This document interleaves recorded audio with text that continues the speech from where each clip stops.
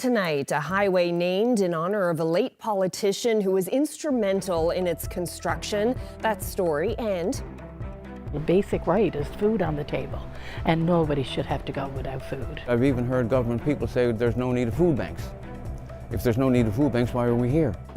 More people than ever are flocking to food banks, and organizers are calling on the province to step up its support.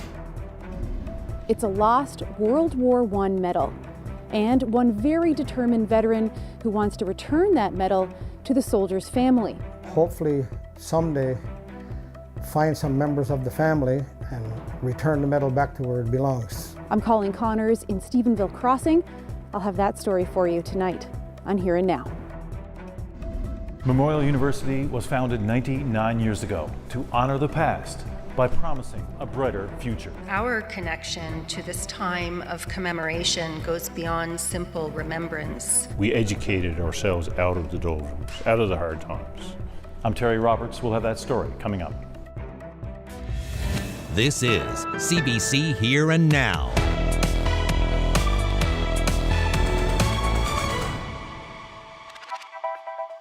Good evening and welcome to Here and Now. As the demand for food banks skyrockets across the province, some in the sector want to see solutions to tackle food insecurity ahead of what's expected to be a busy holiday season. Here and Now's Heather Gillis reports. These days, food donations leave the Community Food Sharing Association as fast as they come in. This batch destined for the St. Teresa's Food Bank in the centre of St. John's. Most of our bins right now are empty. So we'd really love to see these being filled before the holiday season. Some shelves empty too. Manager Tina Bishop calls it heartbreaking because this holiday season they expect to help 8,500 families, 500 more than last year. Demand is up right across the board. Bishop says it cost a whopping 67% more to buy food this year compared to last. Shipping costs to deliver that food to 60 food banks across the province up 51%. That's hundreds of thousands of dollars extra for a nonprofit that relies solely on donations. As the demand and cost of food rises, Tina Bishop has a few ideas about solving food insecurity. A short-term fix, a grocery rebate. And we've seen in the past that that works incredibly well. People are using that money to go purchase food for their families. In the longer term, a review of income support, since Food Banks Canada says 62% of food bank clients in this province are on it. They need to really look at that program. It's not sufficient for people to be able to live on. So, you know, it certainly needs some adjustments to be able to give people enough to be able to put food on the table. A basic right is food on the table. These here, this is all donations, by the way. This came from supermarkets. We get a lot of food from Sobeys. Over at the Conception Bay South Food Bank, volunteers pack up nearly 400 hampers, like this one. Enough food for 2, maybe 3 days, given out once a month. Unfortunately, one of our problems now is donations are down. The demand keeps going up, so it's getting harder and harder and harder. They spend $15,000 to $25,000 a month on food, but haven't had to cut back on what goes in a hamper yet. But they're thinking about it. And like Bishop, Wells is calling for help from governments. We get absolutely nothing from government. And in fact, I've even heard government people say there's no need of food banks. If there's no need of food banks, why are we here? He says a break on the food bank's rent would go a long way, so would lower taxes. Heather Gillis, CBC News, St. John's. Well, the Progressive Conservative Party is pushing for an update on the storage of bodies at the biggest hospital in St. John's. It's a story CBC first reported on last March when we learned that unclaimed bodies were being stored in freezers outside the Health Sciences Centre. Now, at the time, the remains of 28 people were being stored in these containers. In July, a government official said that number had climbed to 30. Well, today in the House, the PCs asked how many bodies are currently being held in the hospital's morgue. The health minister says he can't disclose the number for privacy reasons. PC MHA Paul Dinn says he doesn't believe that.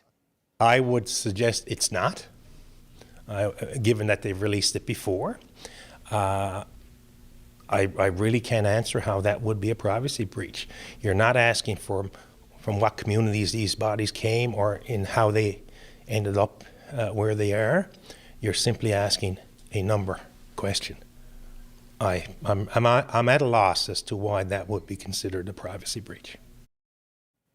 Now, Health Minister John Hogan says proposed legislative changes to address those concerns are coming soon.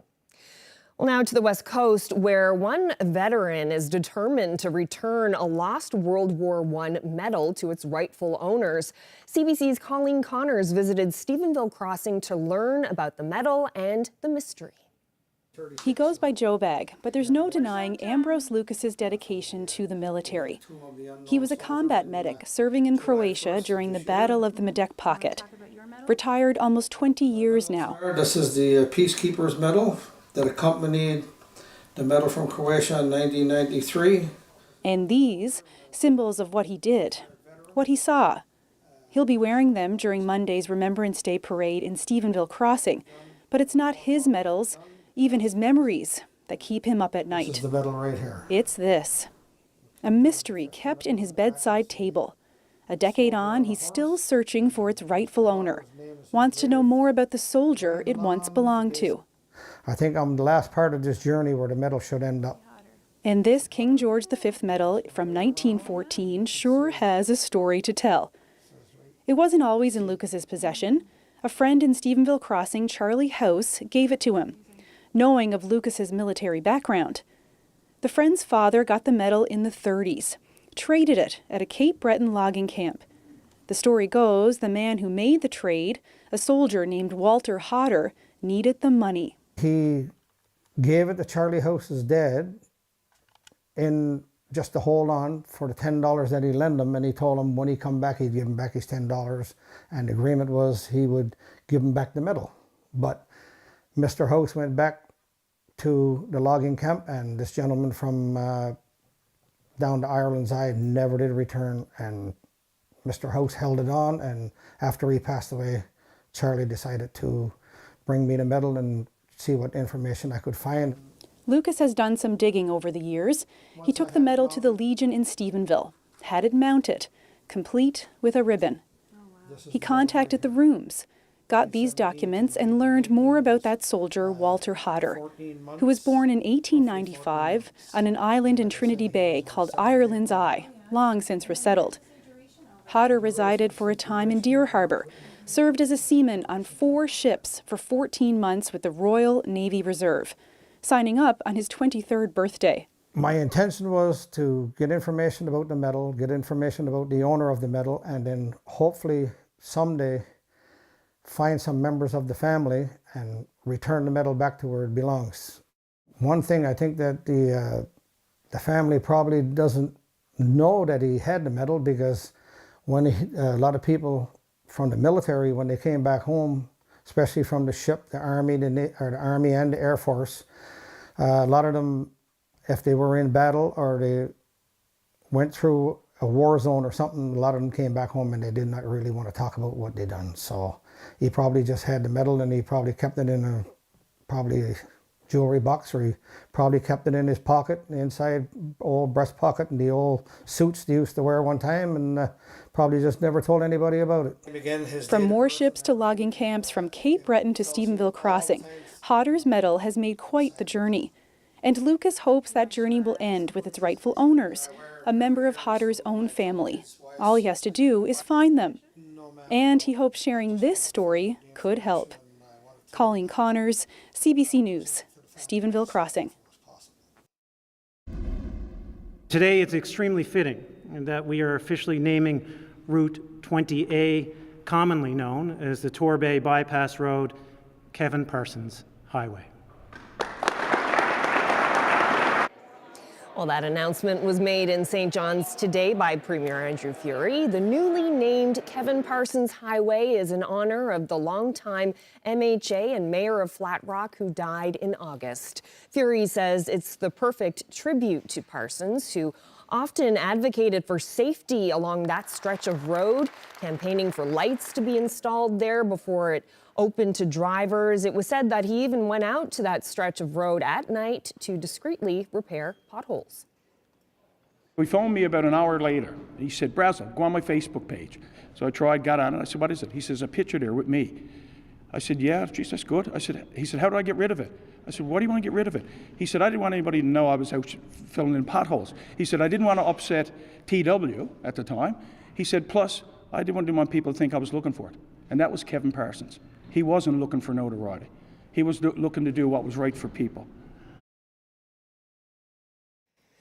Well, folks at the Labrador West Community Gardens have dug up what may be one of the largest turnips in the world, weighing in at 16.5 kilograms or more than 36 pounds. The root vegetable was dug up a couple of weeks ago, and as Jeremy Eaton explains, prepping the giant veggie for dinner took a big effort and an even bigger knife. Oh my God. For many Labradorians and Newfoundlanders, the humble turnip is a staple of Sunday supper. Oh my God. This turnip, though, is something worth bragging about. Never imagined it was going to turn out to be the size that it is. The average turnip can fit in your hand, weighing about a few hundred grams. This monster, hauled from the earth in western Labrador, more than 16 kilograms. Only normally like the size of a softball, maybe a little bigger, but this one turned into be 36.5 pounds. If you're thinking, that's gotta be a record, it was close.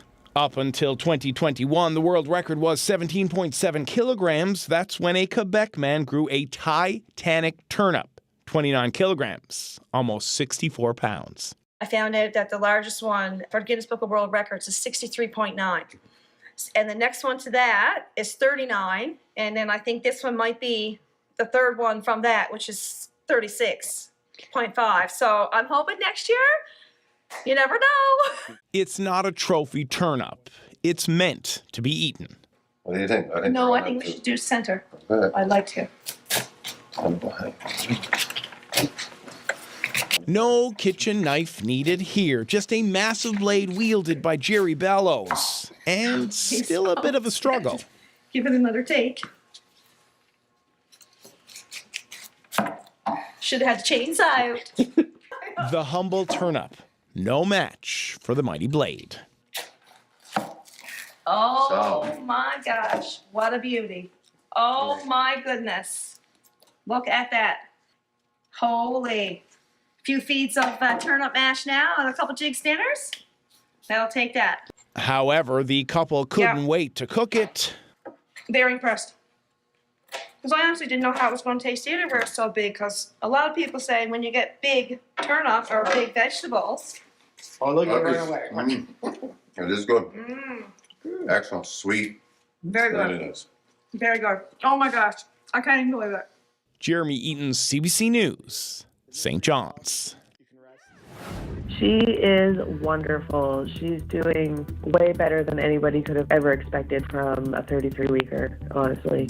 Well, how's this for a birth story? Lindsay Gale and Mason DeVoe were crossing on the ferry last weekend, heading to Nova Scotia when Lindsay went into early labor. Thanks to some support from a couple of nurses on board and a team of paramedics who made it on with about 2 minutes to spare, baby Miley was born. Mom says it's pretty fitting since she's a paramedic herself here on the island. And happy to hear, of course, that mom and baby are doing well. Certainly, congratulations. Today, temperatures a little cooler across the island, even up across Labrador, temperatures sitting into the single digits. We are going to see some flurries through the overnight tonight, and then as we head through the weekend, watching the potential for a storm. Now, Environment Canada does have a couple of special weather statements in effect for parts of central and, well, northeastern and eastern portions of the island. That is also going to bring the potential for some windy conditions as we head into Sunday across the island as well. But again, yeah, this could be the first potential to see some significant snow for parts of the island.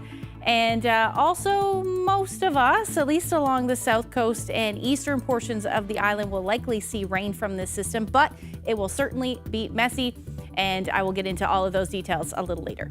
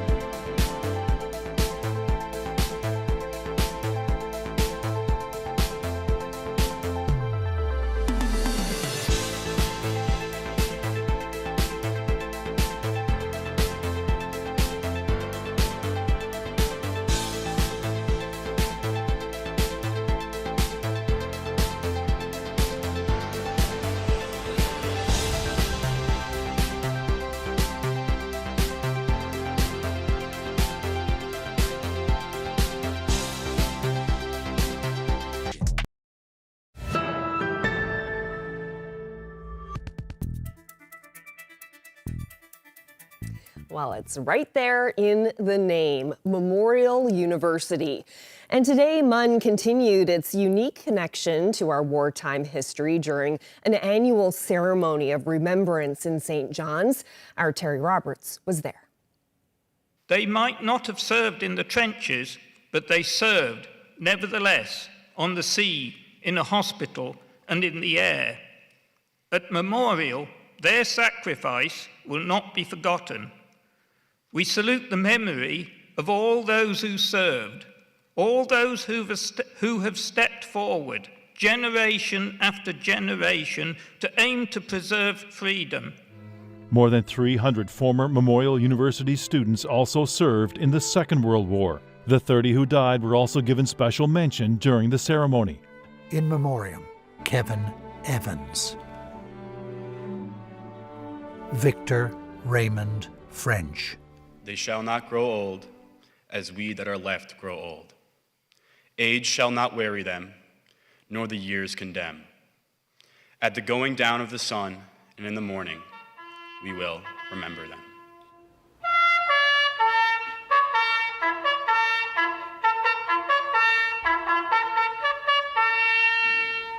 Memorial University is the most important institution in this province, and one that we sometimes take for granted. The Chancellor gave a bit of a history lesson on MUN's difficult beginnings, its slow growth, and its lasting impact. We educated ourselves out of the doldrums, out of the hard times.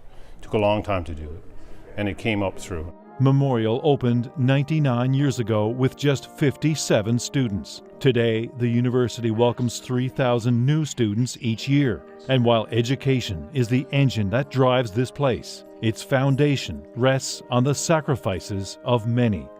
We will not forget. We will remember them. Terry Roberts, CBC News, St. John's.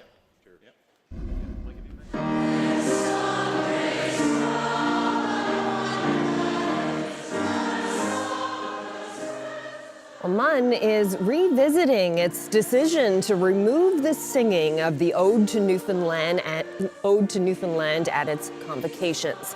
A committee is considering bringing it back, and now the university wants to hear from alumni.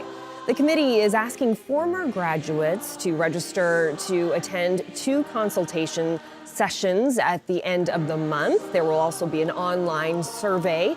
Information gathered from both will be used as part of a report to the University Senate at a later date. They weren't very prepared. We didn't have a standing army. We had no reserve forces. And we had a job to convince them that we had them in chlorine 10 times stronger than the Germans could ever get it over. That this specter of chemical agents could be protected against, and that they would not die like rats in a trench. Ahead of Remembrance Day, Here and Now is shining a light on some notable Newfoundlanders with stories like this one about Clooney McPherson. The St. John's doctor was crucial in the creation of the gas mask. It's a story you can also find on our website, cbc.ca/nl. And stay with us. Ashley will be back with your forecast.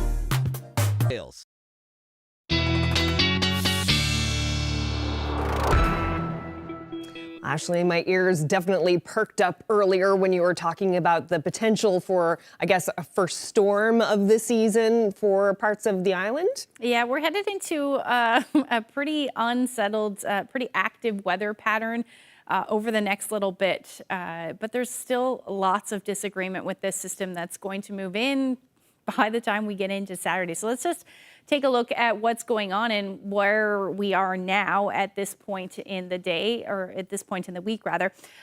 Much cooler today than it was yesterday. In fact, most of us seeing somewhere between 3 to 7 degrees colder at the moment, and even up across Labrador, with the exception of the coast, where temperatures are about 1 degree warmer. Otherwise, we're sitting between 1 and 3 degrees colder up across Labrador as well. So there is quite a bit of cool air in play. If we take a look at just what those temperatures are, -3 right now in Lab City and across the island, between 2 and about 6 degrees. And those temperatures are going to continue to drop as we head through the overnight tonight. And we're not seeing a whole lot in the way of weather. Just some cloud cover. Still have the Marble Mountain radar out, and that's going to be out for the next couple of days, which isn't great because we do have our next weather maker moving in as we head through Friday into Saturday and then potentially into Sunday. But for now, this is what we're looking at. So there are a few showers to the south there, some showing up on the radar there to the east. But the big story really at this point is the potential for our first significant winter storm, significant snow, I should say, for parts of the province. So right now, Environment Canada has a special weather statement in effect from Grand Falls, Windsor, through to Bonavista North, including Bonavista and the Clarenville area right now. This is all in anticipation of the storm that is, or the weather maker rather, this area of low pressure that is just to our west. And it's going to make its long journey here by the time we get into, at this point, it looks like Saturday, but we could start seeing some effects of that by the time we get into Friday. So we do have some cool air in play out ahead of it. And so most of you across Labrador are actually going to see some flurries, particularly in Lab West. And that will be the story as we head through and into early Friday morning. And there's that snow that I was talking about. So you're just going to see flurries tonight. And we're in that westerly flow along with that cold air. So we're still seeing some unsettled weather tonight as well for those of you in the western portion of the island. So some onshore flurries certainly possible by the time we get into tomorrow morning as well. But overall, our lows tonight are going to sit between -1 and -6 for most of Labrador, and across the island between 0 and about +3, with those winds either out of the northwest or west around 20 to 40 kilometers per hour. So there is still some disagreement on exactly what's going to happen tomorrow, but we'll likely see some light snow for those of you in Lab West through tomorrow. And then this is when things get a little dicey. As we head into tomorrow evening, some models showing a little bit earlier that we'll see some rain move in. This will be mainly a rain event, though, for those of you right along the coast. Same thing for southern areas of the island, but interior areas may see this fall as snow. Now, there's not a whole lot of agreement that we'll see a lot of snow through the overnight on Friday. Most of the activity will actually be on Saturday. And this is as this area of low pressure develops a little bit more. Now, the low's placement is going to play a big role into what we see. But for now, daytime highs tomorrow will be between 3 and 6 degrees. Again, winds out of either the northwest or the west, 20 to 40 kilometers per hour, maybe a little higher than that in the east. And up across Labrador, your temperatures will be sitting into the minus single digits for the west, and then about 2 or 3 degrees for the east. So what are we talking about as far as that snow goes? Well, the potential for any significant snow looks like it will be where those special weather statements are, but there's still a chance we'll see some snow northern peninsula through the interior, maybe as far as Bonavista, but mainly a rain event along the south coast. So I'll nail the rest of the forecast down for you coming up a little later.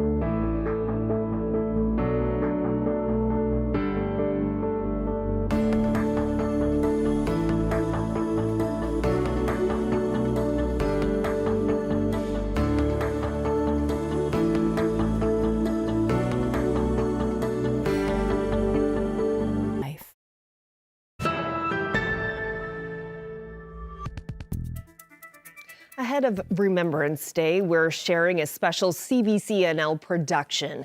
During the First World War, Germany released a brutal weapon on the battlefield, and the need for protection inspired a life-saving invention that was created by a Newfoundland doctor.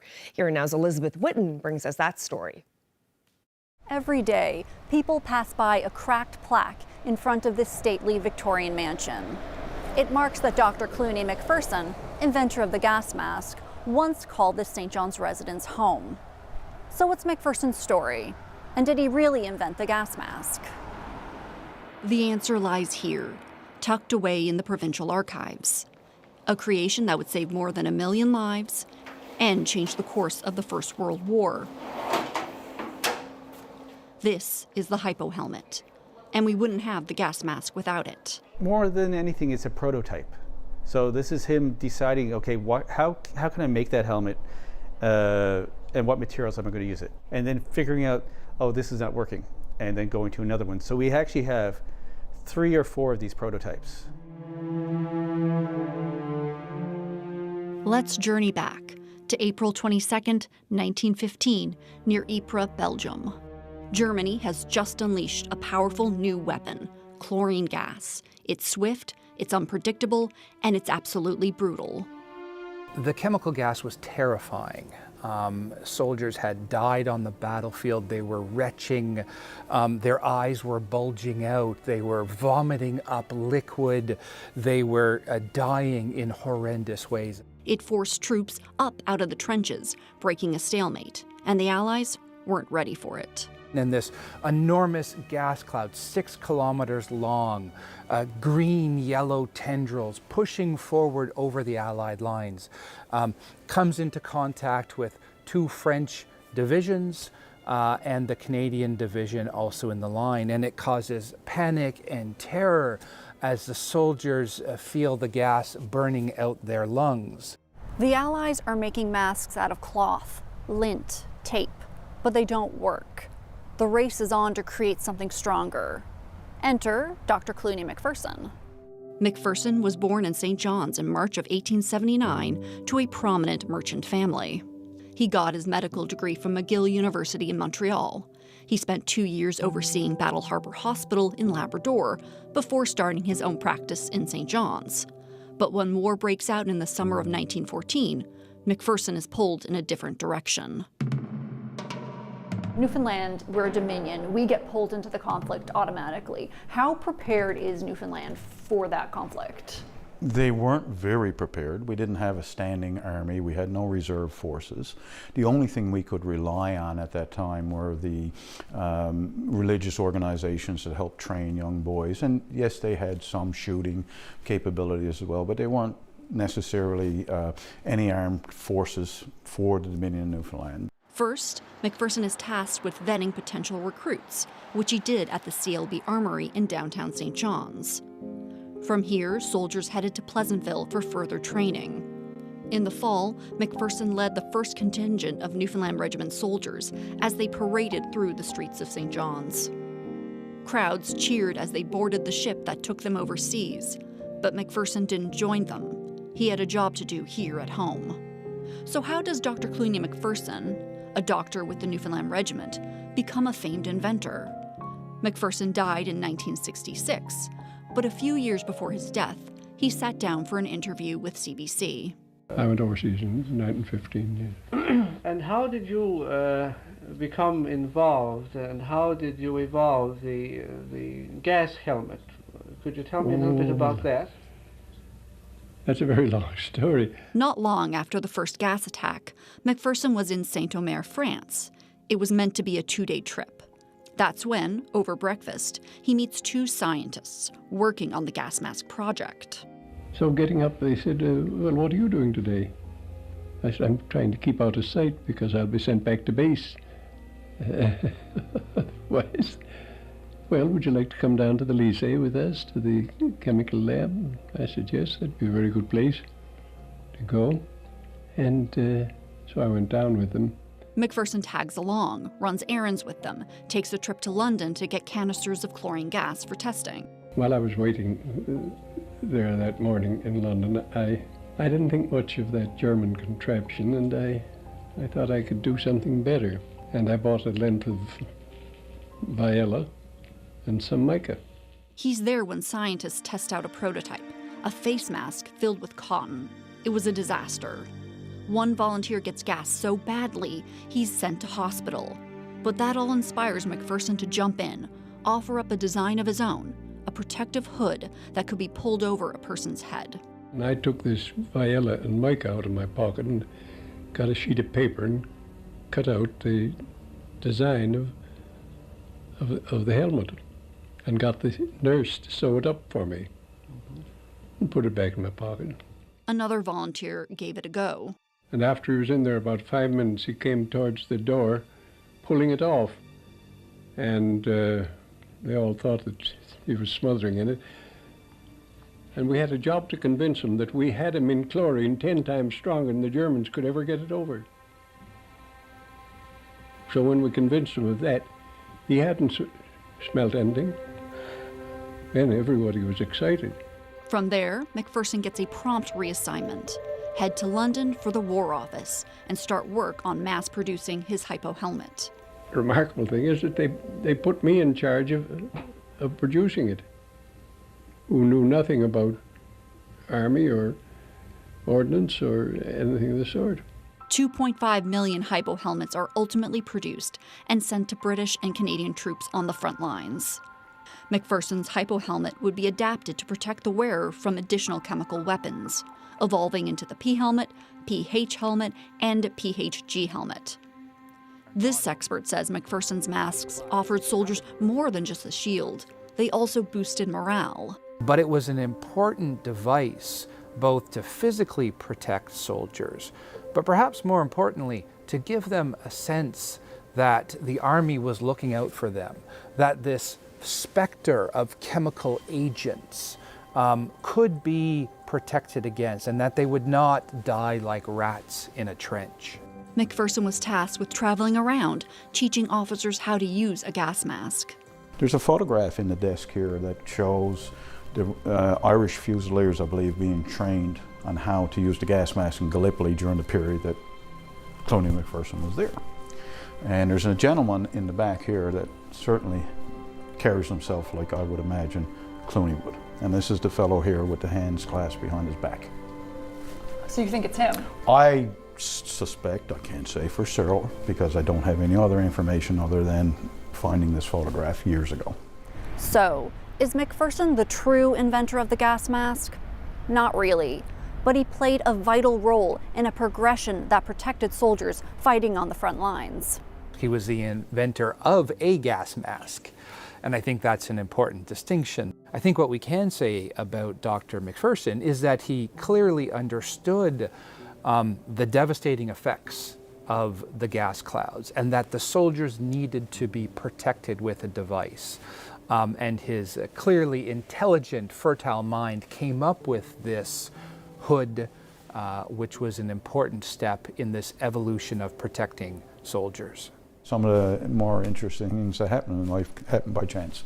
And so that's really how he gets involved. And I think a lot of soldiers owe them, their lives for coming up with a solution.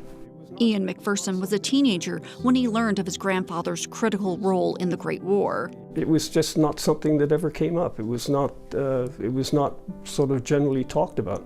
I don't know that he made an effort not to talk about it. It really wasn't something, certainly within the family, which was made a major issue of. He says his grandfather was more boisterous about his legacy as a community doctor. But I think he will be remembered for the gas mask.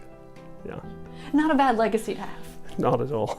McPherson was made a companion of the Order of St. Michael and St. George for his invention. So this cracked plaque doesn't quite tell the whole story of one Newfoundland doctor's place in history, and how a chance meeting overseas, over breakfast, inspired a life-saving device that offered the best protection to soldiers in the First World War.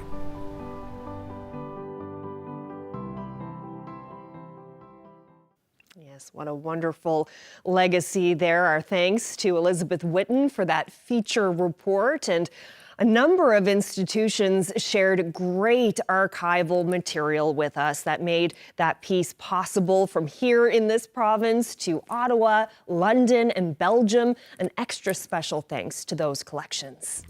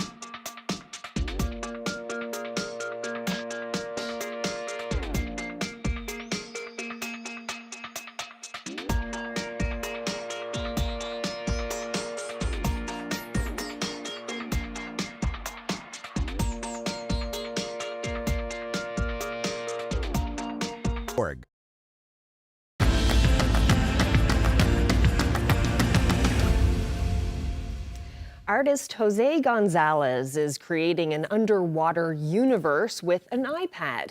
He's one of the artists in residence at the Uncommon Threads Creativity and Innovation Summit that happened today in St. John's.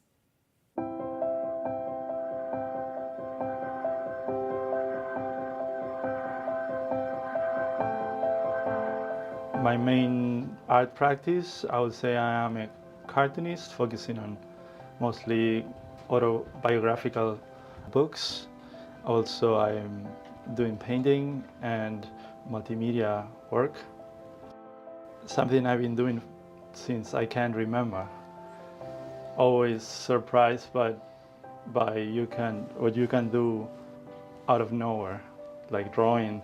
Like I see it now with my nieces, they all are drawing and they really enjoy it. I guess it just kept going. I think I like to start maybe from something that is autobiographical, then with the titles I put on the pieces and with my explanations for the exhibitions and my justification for whatever I'm doing, then it becomes about me or my surroundings, because I'm comfortable starting from something I know, something I can grasp.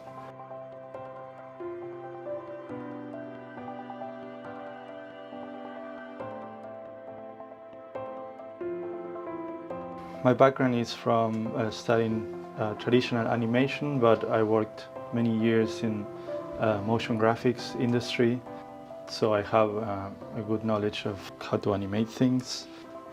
The Beyond the Glass comes from trying to include my surroundings in a container. In this case, it's a fish tank, small universe to create a landscape with creatures and other characters.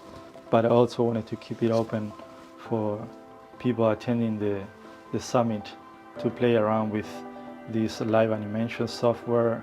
But I'm also creating all the elements for the composition.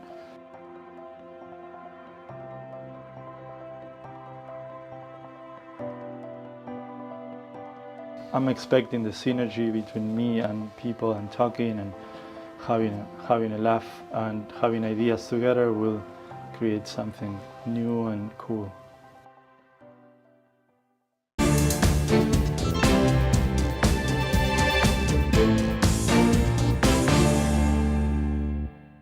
A dire new report suggests that this year is on track to be the hottest on record.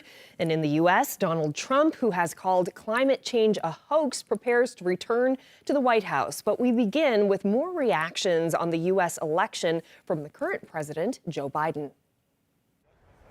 I'm Ellen Morrow in Washington. President Joe Biden made his first public comments since Donald Trump's resounding election victory. Biden speaking earlier today at the White House there behind me. Now, in this speech, we heard the president try to console Democrats who are very upset at the scale of their loss to Donald Trump. We also heard him talk about the importance of unity as this country enters a second term for the previous president. And we also heard Biden offer his perspective on what he thinks happened in this election. Campaigns are contests of competing visions. The country chooses one or the other. We accept the choice the country made. I've said many times, you can't love your country only when you win. You can't love your neighbor only when you agree. Something I hope we can do no matter who you voted for. January 20th, we'll have a peaceful transfer of power here in America. So President Biden tried to strike an upbeat tone, but there are a lot of tough questions for Joe Biden in this moment. A lot of Democratic soul searching, even infighting. Questions like, what if Joe Biden had stepped aside as the Democratic nominee sooner? What if there was time for the Democrats to have a proper primary process instead of Joe Biden holding on and refusing to step aside until July? Lots of questions of what could have been had that not have happened. Now, in terms of the Donald Trump transition, Joe Biden talked about that as well, saying that he's spoken to Donald Trump and that he will do what he needs to do to ensure there is a smooth and peaceful transfer of power. Donald Trump did not make that call to Joe Biden back in 2020 when the roles were reversed. Now, Donald Trump has about 74 days before he takes office. There's a lot of work to be done in any transition. Thousands of government jobs are political appointments. About 1,000 of those require Senate confirmation. Now, that should be relatively easy for Donald Trump because Republicans have also won the Senate in this election. Ellen Morrow, CBC News, Washington. I'm Crystal Gamansing in London. 2024 is set to be the warmest on record. The previous record year was just last year, 2023. Global scientists say, based on the data that they are looking at now, the rate of global warming has been increasing 1.62 degrees from the record set at the start of the Industrial Revolution. Now that number, 1.62, is important because it's higher than that benchmark of 1.5 that world leaders and global scientists said was important to keep the rate of warming to. That benchmark has changed over the last little while, that it now had kind of pivoted to under 2 degrees Celsius, but they say that that is still a critical rate. And based on this new information, officials say that the concentration of greenhouse gas emissions could continue this trend. The atmosphere, unfortunately, react to the concentration of greenhouse gases, not to our pledges or our desire. So concentration have gone up for one reason or another, and the climate system has warmed up as a consequence. So because of that, we see the record. It was bound to happen because of the warming of the climate system. This new information is going to be talked about at COP29 when world leaders gather in Azerbaijan. Now, what, if any, changes they'll implement, we don't know. One factor that could play a role is the election of Donald Trump. The last time he was in office, he withdrew the United States from the Paris Climate Agreement. If other nations will maybe start to deviate away from that agreement, we don't know. So a lot of attention is being paid to this new and disturbing trend that we're seeing, and this record being set for 2024. Crystal Gamansing, CBC News, London. Well, a trip to Toronto often means a stop at the CN Tower, and today a couple of visiting ambassadors made the ride up. Yes, Dawson and Pacey are the ambassadors for this year's Royal Agricultural Winter Fair. The alpaca half-brothers had already done some Toronto sightseeing, and today they took in the whole city all at once. At the fair, they're greeting guests and helping with award presentations. They'll also be part of an alpaca show on Sunday.